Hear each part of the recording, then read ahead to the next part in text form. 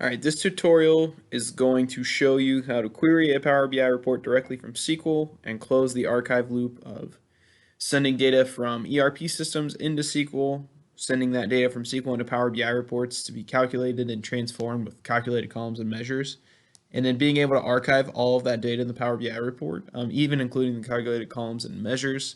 That way we can archive things and analyze them historically, especially things that would be influenced by calculations that might change the data day to day, and maybe we just want to hardly archive it for analysis purposes. So I'm going to show you how to do that in this instructional video. Okay, so the first thing that's going to be required here is to create a table based on the fields from Power BI that you're going to be archiving in the database you're going to be archiving. So these 5 fields highlighted here are the fields that I'm going to extract from the Power BI report that I just showed you guys. Go ahead and run a simple create table statement, including those fields before we do the query, because part of doing the query is that when we import the data into SQL, we have to import it into an existing table. It won't work if we try and import and create a new table. So just a quick note there, go ahead and create your table beforehand. That way we can go ahead and run with this as we go. Okay, so you're going to navigate to the main page of your workspace. So go back to the workspace and keep in mind this has to be a premium per user or premium workspace. And once you're at the home page of that workspace, go ahead and click the settings bar found in the top right. And it's going to open you up to the workspace name here. And then you're going to want to click the premium tab. And then there will be this workspace connection. I've excluded mine from this video to keep private, but there is a copy box directly below that workspace connection string. It's a URL. You'll go ahead and click that and copy it. Okay, so once you have your workspace connection string copied, you're going to want to go in and go into the database that you created the table that you're hoping to query from Power BI directly into. And then for the data source, you're going to want to select the OLDB provider for analysis services 14.0. So go ahead and select that, and under properties, so the data source is where you would paste your connection string in. So I'll just, connection string is going to look something like this.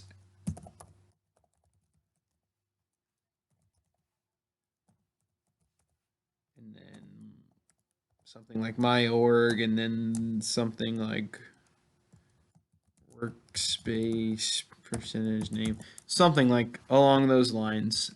And then the username and password is going to be the email link to whatever email account you're using Power BI with. So let's say I'm logging into Power BI's Fred Smith for company.com, and my password is 123456. I'd go ahead and put those there, and then you would drop down this selection to choose the Power BI report you're hoping to query. So if I was hoping to query in the, let's call it workspace that I listed up here, I was hoping to query the report 123456. You could type it in there, or you could go ahead and use the drop down selection, and as long as you've typed in the connection string successfully and your login, you'll see all your reports populate down here. A few things to note: you're going to need to check allow saving password, and you're going to need to check read, write, and impersonate level impersonate as a couple of settings to ensure that we can use this to schedule jobs in the future. So once you finish the data source tab where you put your connection string in there, your login credentials, and you specified which report to use, you'll go ahead and select the destination as the SQL Server client. Your SQL Server name will populate here. Obviously, I've hidden mine. You shouldn't have any problems here. You should just be able to hit next. And then hitting next will take us to a window where we can actually write a DAX query that allows us to specify what data we want to pull from the report. Okay, so at this point, we're going to want to choose write a query to specify the data transfer. Go ahead and hit next. I have prepared this query. Essentially, these are all written in DAX, and the basis of all of them is evaluate. So if I were to simply say evaluate VPOAI detail, which again is the table name in the Power BI report that we're hoping to query, it would bring back everything from that table. But I use a select columns function, which goes, okay, select columns. Okay, then I name the table here, which is VPOI detail. That's the first step, and then I denote my first variable, which is going to be called receiving report number, and then populate that variable with, okay, from the VPOAI detail table, the column or the field here listed in brackets, the receiving report number. And you do that for as many variables as you have, and then you close your parentheses at the end. So at this point, you'll hit next to go to your next window. I'm going to hide that at this point to keep the SQL Server identity hidden. But as long as you hit next and you're met with no errors, then you are good to go and your query is valid. So once you hit next on your query, it should take you to a window where it shows your source and your destination as being your SQL Server, and then there's an option to edit mappings. Always edit your mappings. With this method, we find a lot that the source and destination mappings don't auto-detect. For this instance, I was lucky enough that they did auto-detect. I didn't have to change anything. But save yourself a lot of trouble and wasted time in repeating these processes, and just check up front, edit your mappings, make sure that all of your source columns are mapped to the appropriate destination columns. And then if they're not, go ahead and influence that. So all this is saying is that, yep, all of these fields are mapped to the correct fields in the SQL table that I want them to populate. So go ahead and import them accordingly.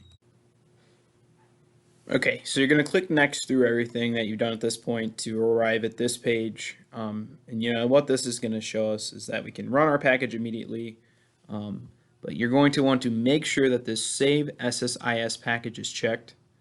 This will allow us to save it and use this package in a scheduled job. That way we can just kind of keep this archive loop fully automated, in the sense that we're sending data to Power BI from the systems, you know, calculating it, transforming it, merging it, and then sending it straight back to SQL for historical analysis, and sending it back to our model to compare against future performance, you know, whatever we might do. It completes the archive loop this way if we can do it in a fully automated fashion. But for this to work, obviously you have to have the Save SSIS package box checked, and you also have to have your package protection level set to rely on server storage roles for access control.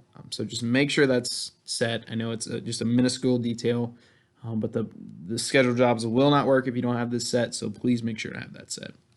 You can go ahead and hit next at this point. So the name here will just allow you to name the package that you saved. So go ahead and name it.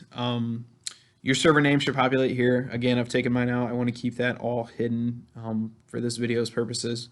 But you should see your server name of your SQL Server populate here. Name this whatever you want. If you've already named a package, you can go ahead and name it again and overwrite it if you want to create a new one.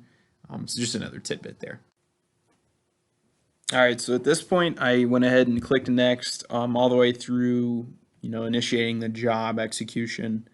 If you execute this job, you know, if we've done everything correctly, it should be successful, right? Keep in mind, we needed to import into an existing table. Make sure you had the impersonation level checked in the advanced settings of the properties for the data source. Make sure you had the read-write access checked in the advanced settings of the data source. Obviously, if you've gotten to this point, you've got a valid DAX query.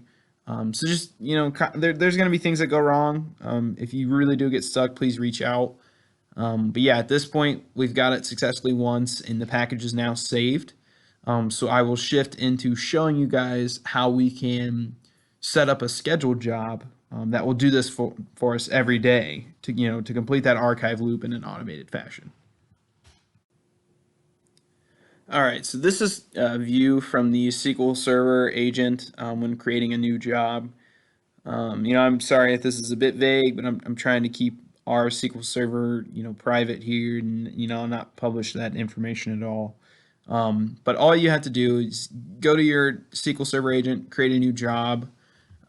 This all looks familiar. Now this maybe doesn't look as familiar. So what I did, there's the type selection on your job. You're going to want to select the SQL Server Integration Services package as the type.